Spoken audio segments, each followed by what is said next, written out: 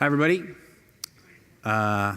If you came here to hear me talk about 5 ways to leverage mobile brand analytics, something paradigm, you can be excused because I'm not really going to talk about that. I'm going to talk about the only thing that I'm qualified to talk about, really, which is sadly myself. Oh, wait, let me turn this on. Here we go. There we go. So I make these videos. My name's Matt, and I make these YouTube videos called Where the Hell is Matt? This is a map of all the places I've danced in the last 10 years. And you might look at it and say, wow, that is a lot of places. It is a lot of places. But if you're like me, you look at it and you think, wow, look at all those giant empty spaces where he hasn't gotten to yet.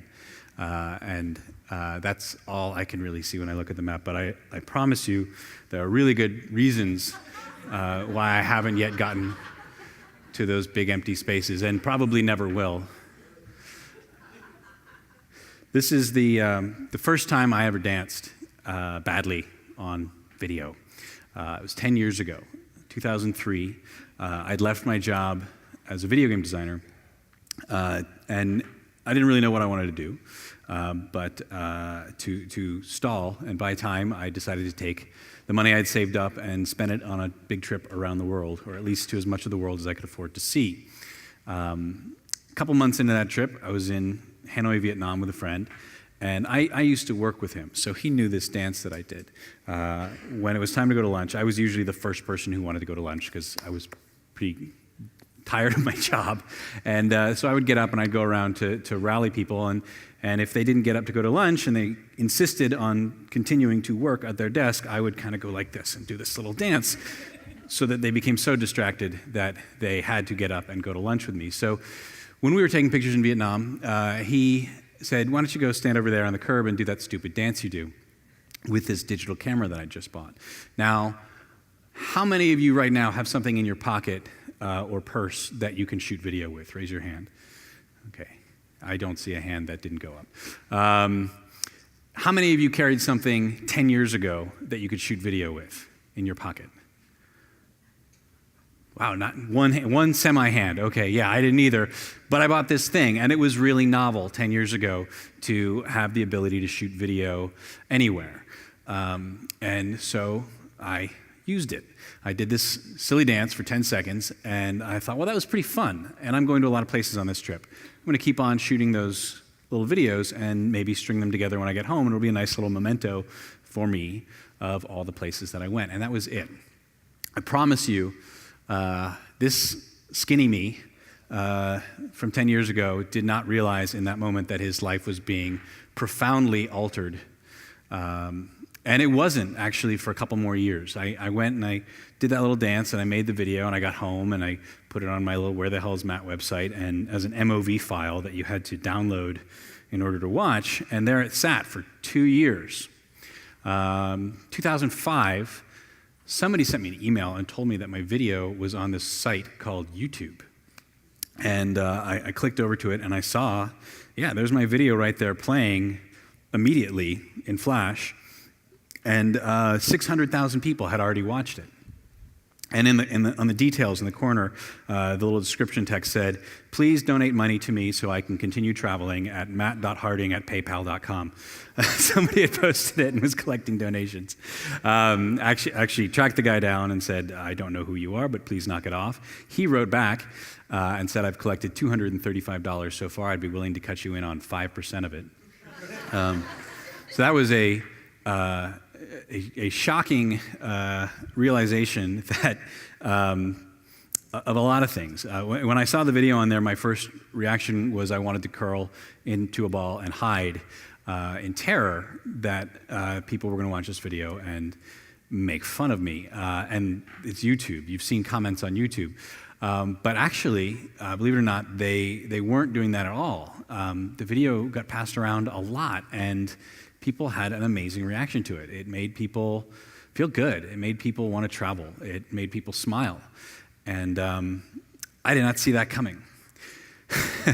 and I didn't know what to do with that fact. There was no big idea. There wasn't any plan for what I could turn this into. I just made this as a goof, and people had an amazing reaction to it. One of the reactions was from a company called Cadbury Adams, which had a new chewing gum coming out called Stride. So late 2005, they contacted me and they said, hey, we saw this video you made. Viral video was the term that had just suddenly happened and was everywhere. We want a viral video. Will you make one for us? Will you do what you did again for us?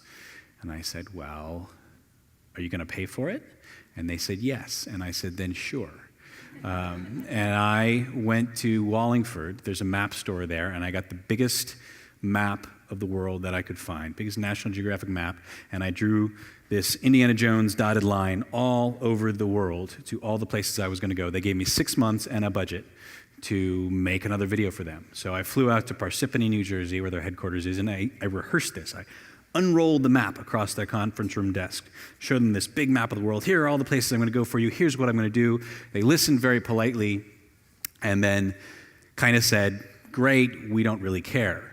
Because they didn't. They had a budget for their brand launch of Stride in the middle of 2006, and they had decided that this viral video thing was something worth looking into, but they didn't yet understand it or how to do it, and they were willing to risk a relatively small amount of money for them on this new category that nobody really understood yet.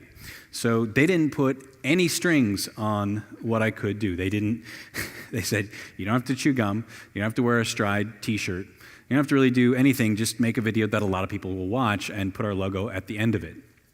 Amazing. I mean, even now, I realize that in that time when nobody knew what they were doing, it was still really hard to find a brand that was that willing to take that big of a risk on a project that most people weren't even going to know they were behind.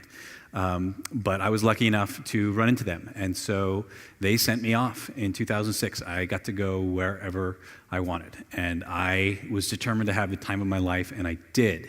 I wasn't so much thinking about what the video was going to be, what I was going to make. I didn't so much care. I was going to see Antarctica. I was going to see Machu Picchu. I was going to see Abu Simbel, 7 continents, 39 countries in 6 months. And I made the 2006 video. But it would have ended there. I would have just gone to a bunch of sort of postcard locations. You would have seen the pyramids, you would have seen the Great Wall of China, and I would have been dancing in front of all those places, and that would have been it. But a really fortunate, amazing thing happened to me. I didn't have many destinations in Africa, and I happened to know someone in Rwanda, and he invited me to come and visit him, and I was going to shoot a clip in Rwanda. Now, I don't know how to put this, so I'll just say it, but there aren't a lot of landmarks in Rwanda that you want to dance in front of. But there are a whole lot of people. It's the most densely populated country in Africa. So I decided that in Rwanda, I would just try and find some kids and dance with them. So that's what I did. I went to this village called Malindi, and there were a whole bunch of kids playing at a puddle. And my friend held the camera. I walked over there, and I started dancing behind all of them. I didn't explain what I was doing or why. I didn't have to. It didn't matter. The instant I started dancing, these kids started dancing too. And within about a minute, all the other kids in the village had seen or heard about this enormous white guy dancing with these kids and run over. And within 5 minutes, all of the parents and grown-ups in the village had sort of semicircled around to watch this spectacle. And that was the best time that I had in that 6-month trip around the world. And that was the best clip that I shot for the video. And it gave me a really energy-efficient idea, which was that me dancing by myself in front of landmarks is actually not very interesting. I wish it was, but it isn't. There's not a lot of information there. It gets old pretty quickly.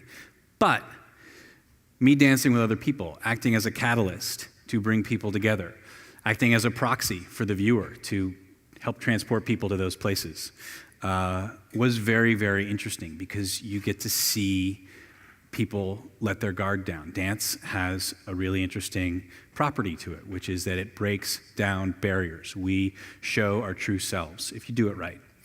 And it was a an almost instantaneous tool that I could use when traveling to show people in this very real, very joyful, very human moment.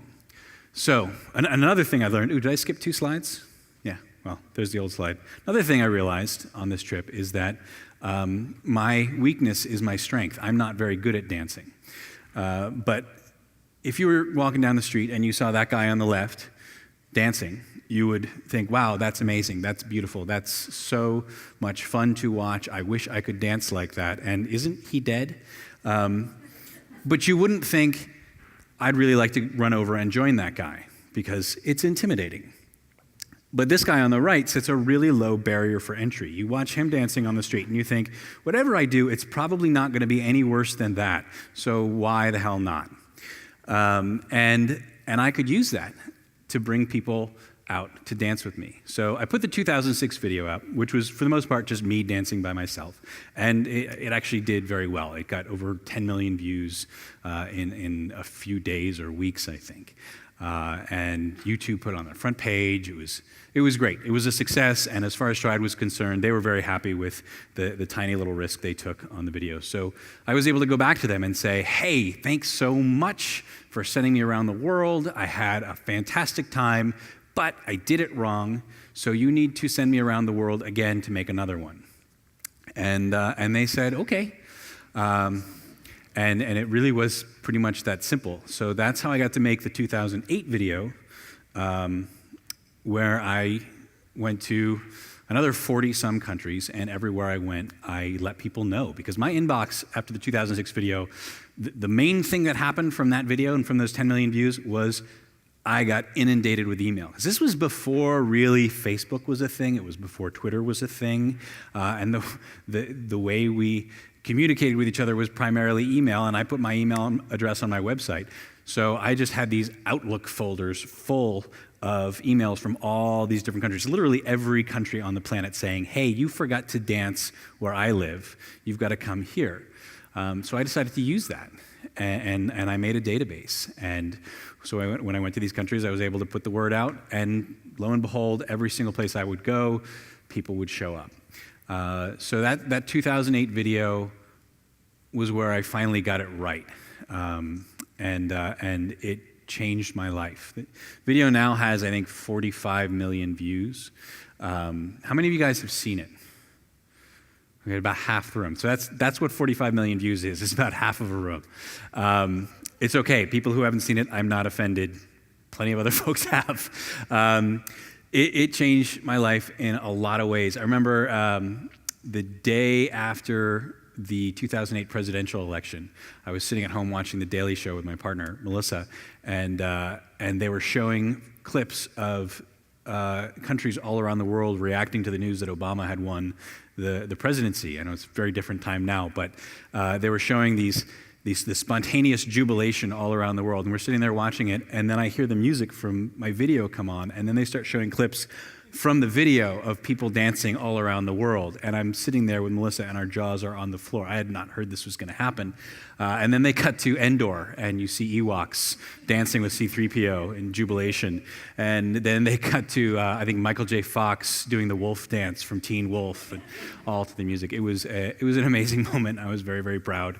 And in fact, another crazy thing, somebody once sent me a picture of President Obama watching the video on his plane during the campaign. It got around.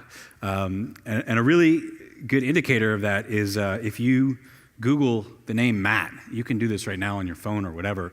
It's still true to this day. If you Google Matt, this is the results page. I did this last night, so these are fresh. The first result you get is my website. The second result you get is the About page.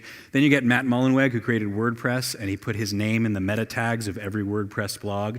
So he's up there at 3. You get the video again. And number 5 is the Wikipedia entry for the name Matt. It's 5. It's down there.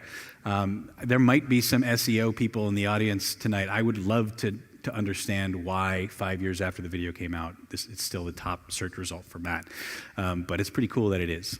Another thing that happened is that Visa came along, and they said, they're an ad agency working for Visa, said, hey, we've been focus testing your video across Asia, and it makes people really, really happy.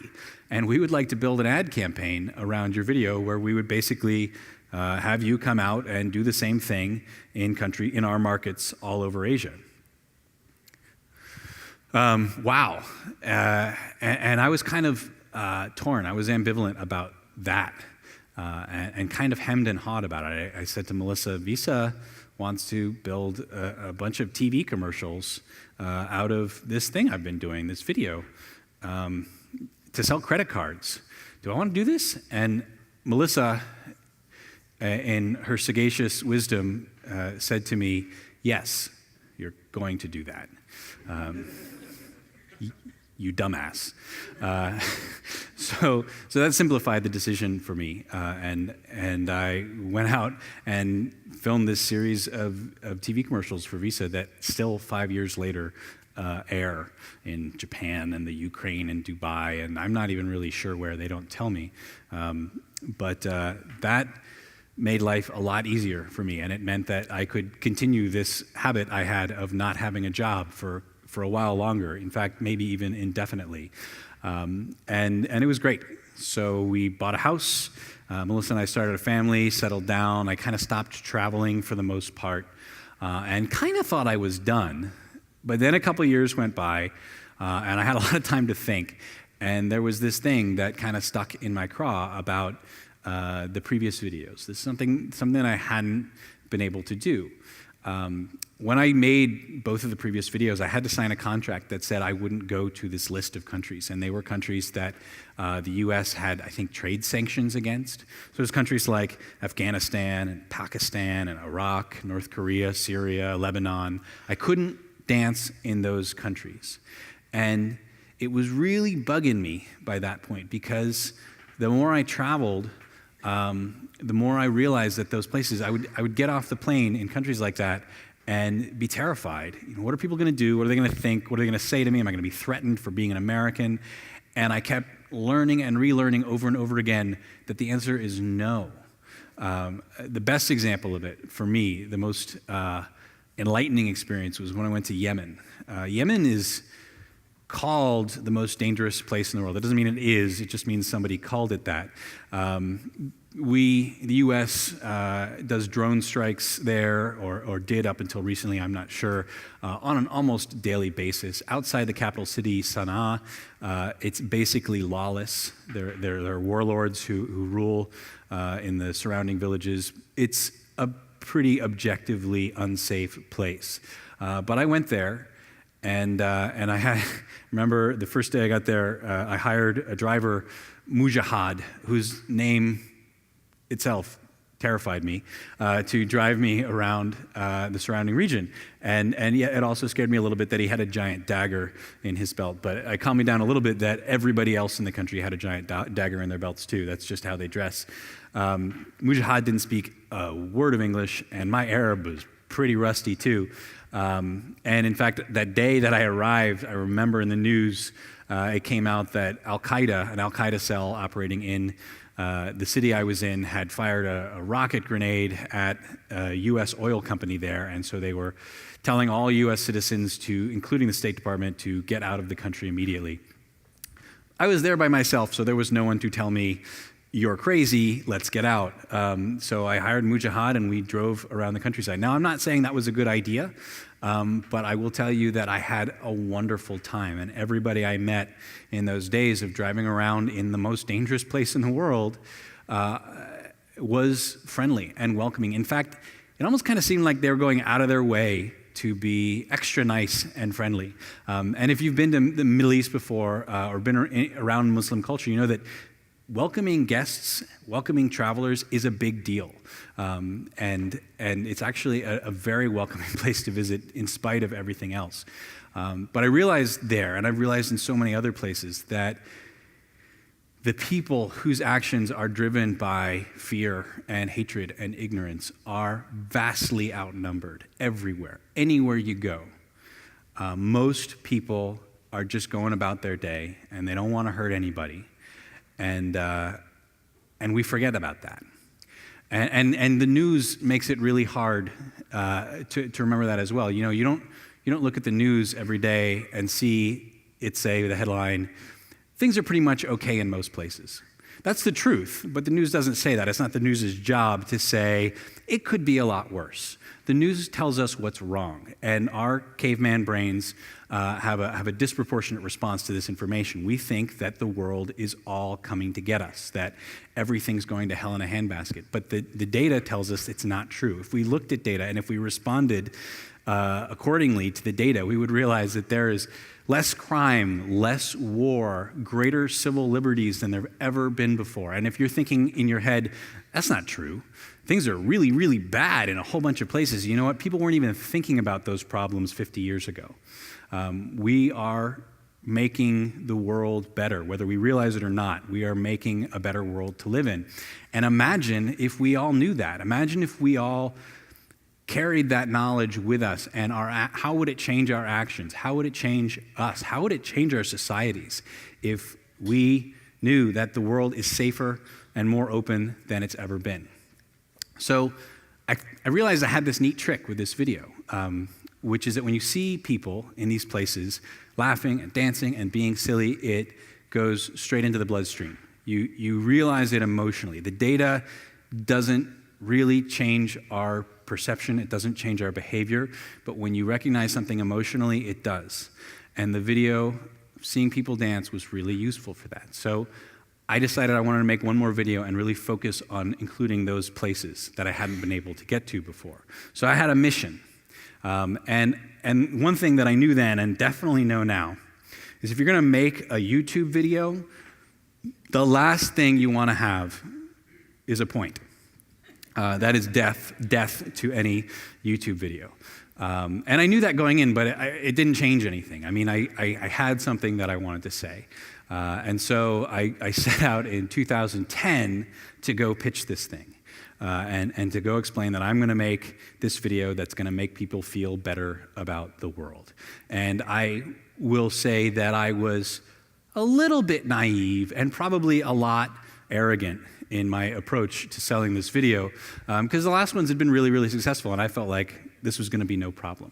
But I discovered very quickly, I barely even was able to get in the room, any room, to pitch this video to any brands.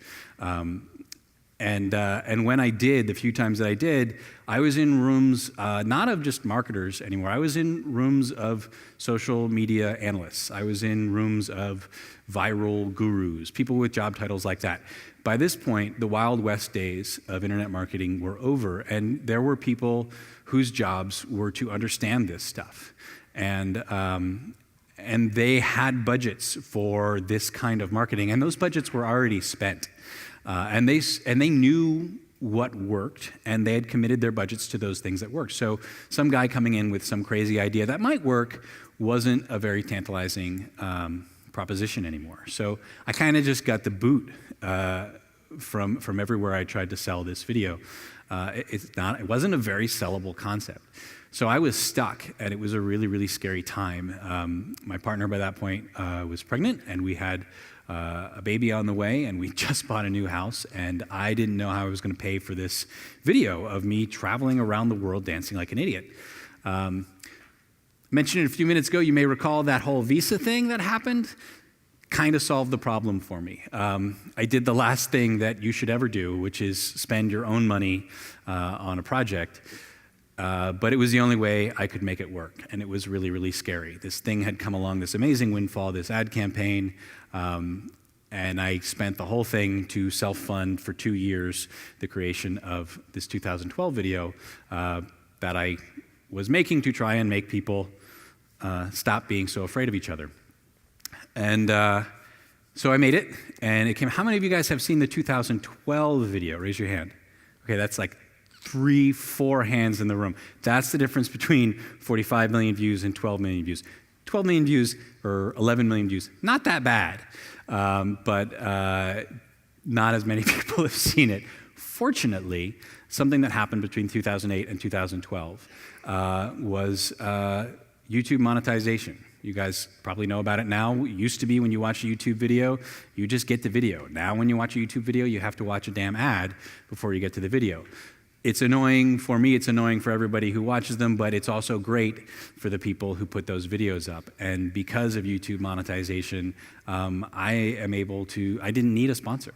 I footed the bill for the production, and now I'm recouping what I spent. So thank you, Google, because it wouldn't have been possible without it. And an amazing thing about the video is it had that spike in June of last year when I put it out. It got hundreds of thousands of views right away, just like the 2008 video did, and then it dropped to nothing. 2 weeks after the video came out, it was almost at zero. And that's another way the internet had changed just in those 4 years between 2008 and 2012. Content aggregators had come along, like Facebook and Reddit and all sorts of other things, Twitter, where people shared stuff with each other. It used to be that we shared stuff with email, and that sat in your inbox until you clicked on it or archived it or whatever. But now there were all these mechanisms in place to keep shoveling new content at us all the time, and the way they work is they cycle it every 24 to 48 hours. My video was on everybody's Facebook page or a lot of people's Facebook page for a day, and then it disappeared in a puff of smoke, and I was terrified. But gradually, over those couple of weeks, something happened that I don't really fully understand even now, but I appreciate, which is the slope, the curve went up, and then it went down, and the worst day for the video was about 2 weeks after it came out, and then it got better and better and better and better. And I think what happened is I started getting all this email from students and teachers in classrooms and church groups, actually, all the time. Most of the email I get from people who've seen the video now is people who've seen it in churches or classrooms. And the graph for my video's views over the last year and a half is flat. I get the same views I did now as I did a month after the video came out.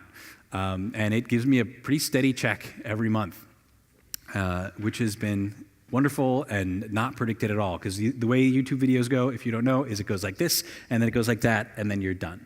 This one went like this, and then like that, and then on and on and on and on.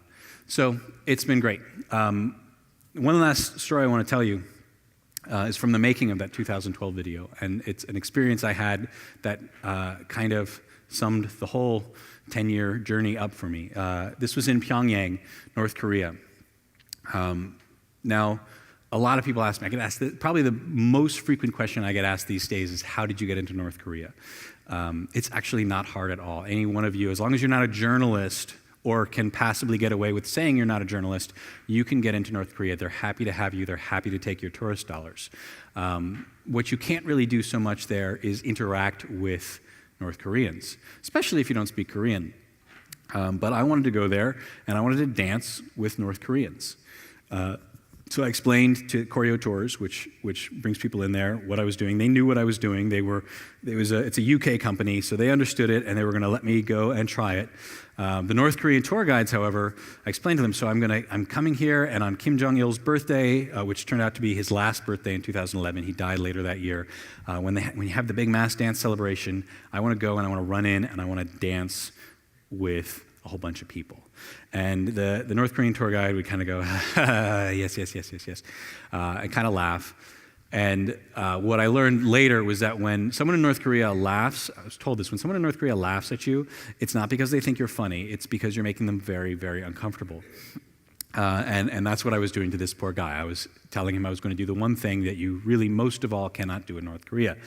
So there we were on Kim Jong-il's birthday, and we watched the 5,000 young North Koreans in their best clothing in Kim Jong-il Square doing the traditional North Korean dance. And I got to watch them off to the side and kind of study their dance so that I could go in there and do it with them. And then after about an hour of watching this, it wound down. They started moving everybody away. They started pushing the dancers back to their houses, and they started moving us back into our tour bus to go back to the hotel.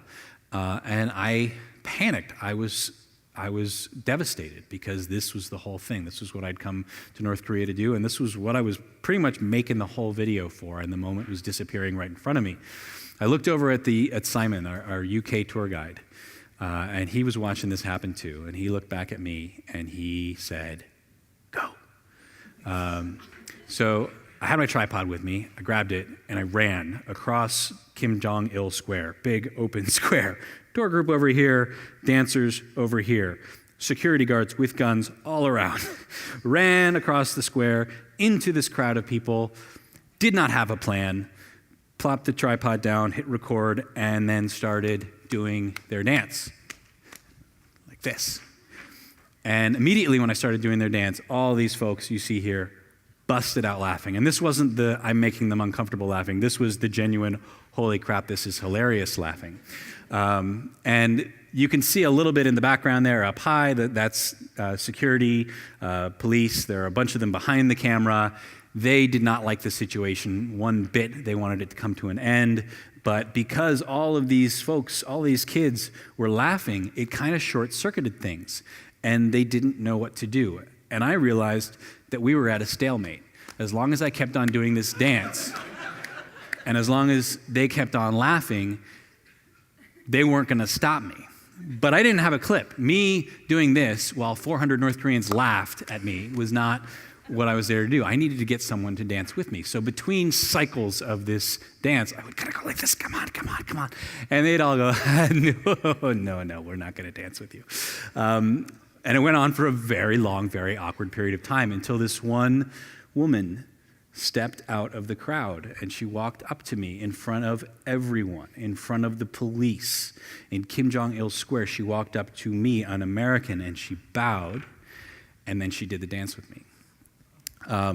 Now, you may or may not know, you probably know this about North Korea, they pretty much teach everyone from birth that the United States in particular is mounted around their borders, ready to invade at any second and wipe out their civilization. That's the mindset in North Korea. They are terrified. And we have worked very hard to terrify them. That's been our strategy with North Korea, is to mount a credible threat.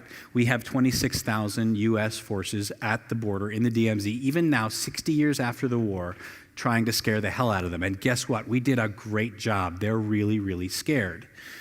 Another thing they teach you in North Korea is do not ever stick your neck out. Don't ever get noticed for doing something as an individual. And here's this woman right here. If you ever want to see an example of courage in this world, this woman stepped out in front of everyone and danced with an American.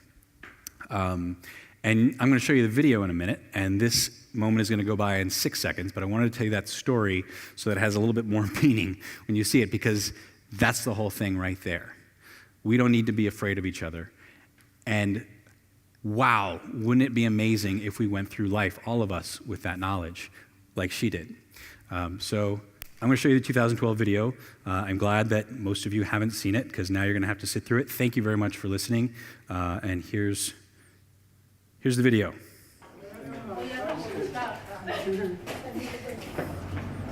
For the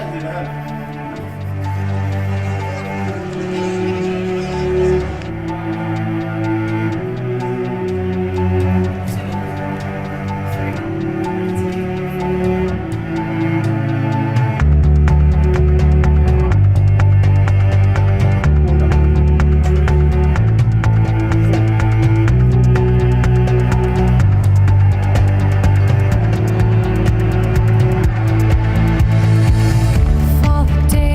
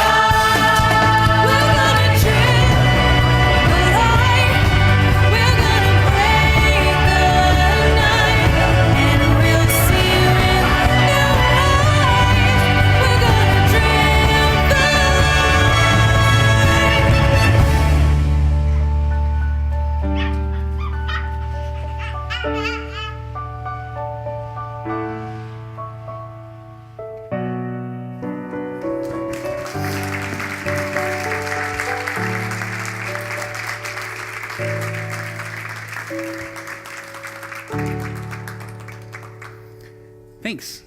Does anybody have any questions? Yes. Can you make it up to the mic? I know it's a bit of a hike. They wanted me to ask people to talk into the mic. Can you tell us a little bit about your choreography and your choice of music? The choreography, so I kind of got sick of doing this over and over again after about 5 years, and I decided that it wasn't really representative of what travel means to me. Travel isn't about going to different places and doing the same thing everywhere you go. Travel is about being open to new experiences and learning from the people around you. So I decided to make the 2012 video and just kind of wing it with the choreography. I would have a few ideas in mind for things we could try, and I learned that it's really hard to get a big crowd of people to do a dance together on the spot. You got to keep the choreography very, very, very simple. Oftentimes when I was in somewhere like Greece or Zimbabwe, they already had a dance that they would teach me, and we would just do that. So it was a mix, probably a 50-50 mix of stuff that I brought. I worked with a choreographer to come up with some simple moves, and stuff that they had me do on the spot. There were things like in Baltimore, I said, is there a dance that everybody does in Baltimore? And they said, yeah, there's the crab dance. And I said, seriously? And they said, oh yeah, there's the crab dance. And I said, what's the crab dance? And they said, you go like this. And it was like the entire city, everybody who was there from Baltimore, they all played along. They said, oh yeah, that's the Baltimore crab dance. There's no Baltimore crab dance, but we did this. And as far as the music, we made the music. I have a friend in Los Angeles who's a composer, and we worked for a very long time on all the videos. He's done the music, and we would come up with an original song, because it's a lot harder if you don't, actually. If you're licensing a song, it's very, very limiting to what you can do with the video afterwards. So we made something original. Yes? If you want to line up so you don't have to walk. So so you're kind of like the Jenna Marbles for the travel, the Wanderlust set. So what's next? What's next? What's next is raising my son. I'm a stay-at-home dad for the most part. So in my relationship, we have this analogy about we're a sailboat, and I'm the sail and she's the motor. So I kind of do this thing, and every once in a while a gust of wind comes along. One of us has to have a day job. So she works at the office, and I'm home with my kid. I might go and make another video someday. One thing I've realized is that these 5-minute epics, asking a person to watch a 5-minute video on their computer it's like asking them to watch Lawrence of Arabia. And that's a long time. I mean, when I see 5 minutes at the bottom of a YouTube video, I'm like, I don't have that kind of time, which is good because it takes a long time for me to make a 5-minute video. So I'm looking at making something more like 1 to 2 minutes, and my idea is to actually have it up here. Can you go back to the slide deck? The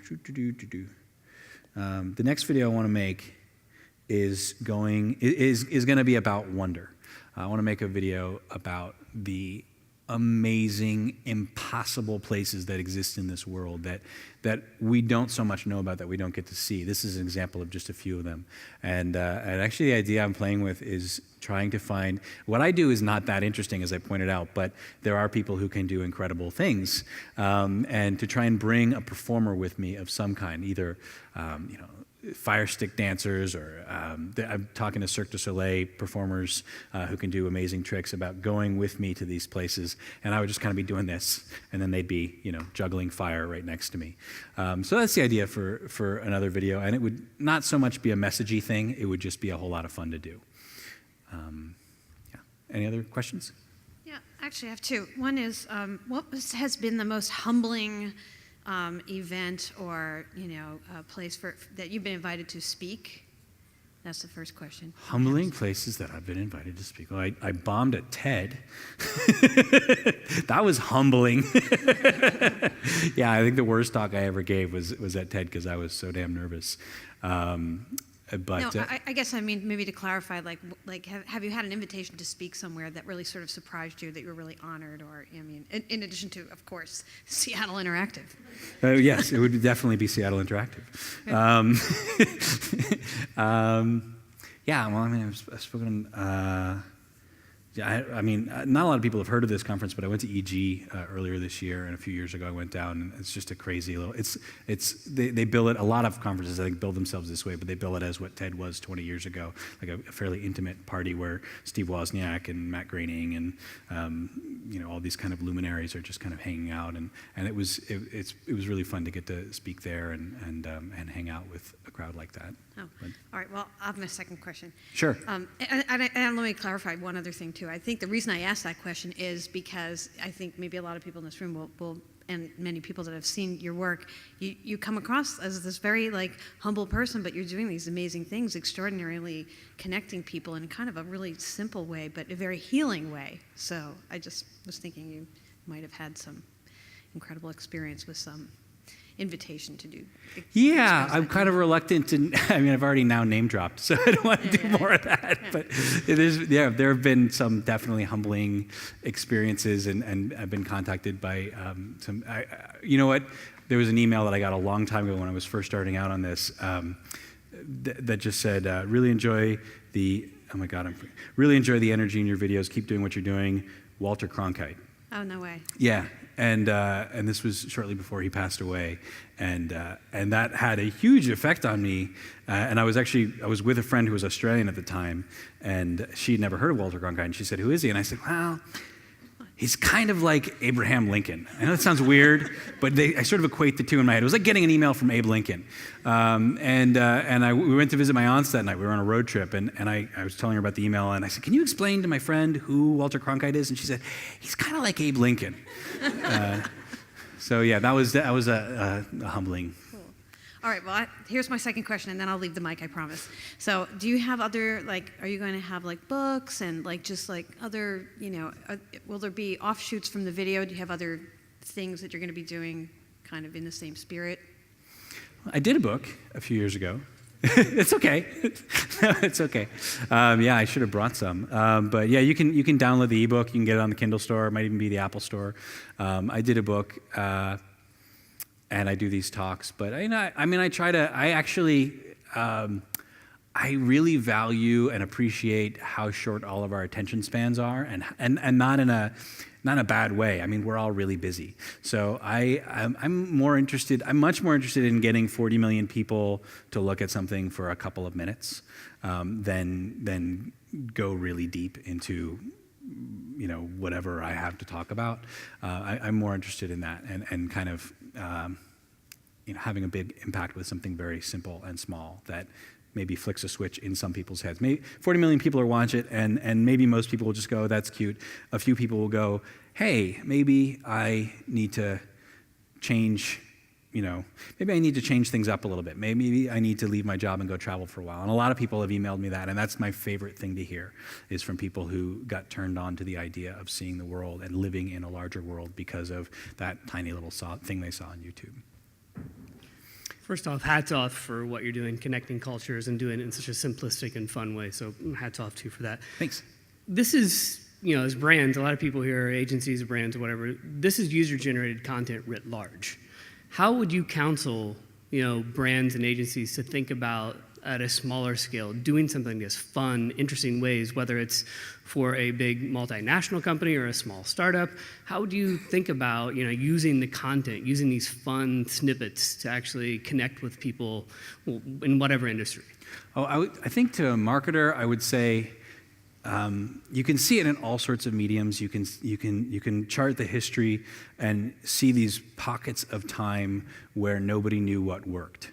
In film, not to get too high-minded, but in film there was a period in the late 60s, early 70s where nobody knew how to make a movie anymore that made money. And I'm not equating myself with this group of people, but we got Francis Ford Coppola and Martin Scorsese and Arthur Penn and all these great filmmakers and all these great actors and all these great writers came out of this brief period of time where nobody knew what worked. And the way I look at it, in a much, much smaller scale, I was able to launch in this brief window of time where internet marketers didn't know what they were doing and were able to admit it. I think it's harder to admit that now because we have a lot of data on what works and what doesn't. So I guess I would remind marketers that there is value in throwing shit at the wall and seeing what works sometimes. It's really hard to do. It's really hard to justify. It's high risk. But this came from that, and that period is now over. But I don't so much need that anymore because I have a brand and I'm able to do what I do. But it's, I think, really hard for other things to come along like that now because a lot of those doors are closed. Does that make sense?